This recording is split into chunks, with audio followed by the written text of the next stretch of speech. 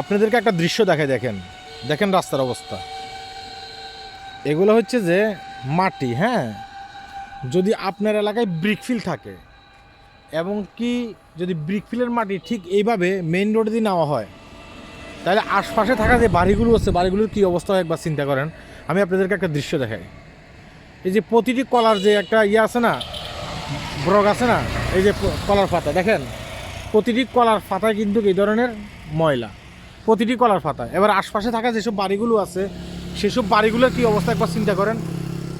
আর আপনার এলাকায় যদি এই ধরনের একটা ফাতির নেতা থাকে, নেতা যদি ব্রিকফিলের যে মালিক আছে তার কাছ থেকে টাকা খায়, টাকা খাইয়ে যদি তার মুখ বন্ধ রাখে, হ্যাঁ, তাহলে কিন্তু আপনার এলাকাও ঠিক এভাবে হবে। দেখতেছেন, হ্যাঁ, দূষিত হয়ে যাবে আপনার এলাকা। তো সরকার এগুলো আমার মনে হয় যে সরকার কন্ট্রোল করতে পারে না, বুঝছেন।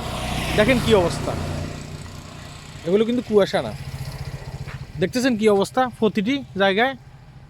আর রোডের কি অবস্থা, রোড মানে এই যে আপনার কাছে এটা কি বলে, রোডের অবস্থা একবারে খারাপ, সব মাটি, ব্রিকফিলের মাটি টানা হয় এইসব রোড দিয়া।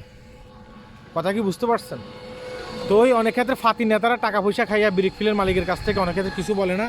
সাধারণ যারা মানুষ আছে তাদের কিন্তু দুর্ভোগ হয় আর কি, তারা হাঁটতে চলতে কষ্ট হয়। বর্ষাকাল হলে তো আরও খারাপ হয়ে যায় এসব রোডগুলো। এবার আপনি প্রশ্ন করতে পারেন যে এটা কোথায়, এটা সমগ্র বাংলাদেশেই আছে। হ্যাঁ, আমি এখান থেকে করতেছি বিষয়টা কিন্তু তা না, সমগ্র বাংলাদেশে আছে এই ধরনের। দেখতেছেন, এগুলো কিন্তু আমাদেরকে উঠিয়ে ধরা উচিত।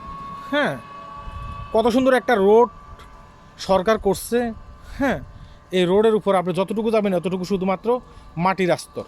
দেখতেছেন, রোডের বয়স যদি হয় যে 50 বছর কমাই ফেলাইব, আর রোডের বয়স হবে এখন 30 বছর। হ্যাঁ, এভাবে রোডের নষ্ট করে ফেলবে। দেখছেন আপনি রোডের অবস্থা, আর গাছ মানে আমাদের এপাশে গাছগুলোর অবস্থা দেখছেন।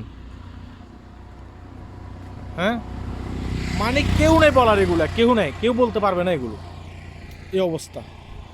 বললে হয়তো বা দেখা গেছে কি আপনাকে উঠে নিয়ে যায়, অনেক ক্ষেত্রে আপনাকে মারার হুমকি দেয় বা টাকা পয়সা দিয়ে আপনার মুখ বন্ধ করে রাখে। হ্যাঁ, এগুলো করে আর কি। দেখছেন কী অবস্থা,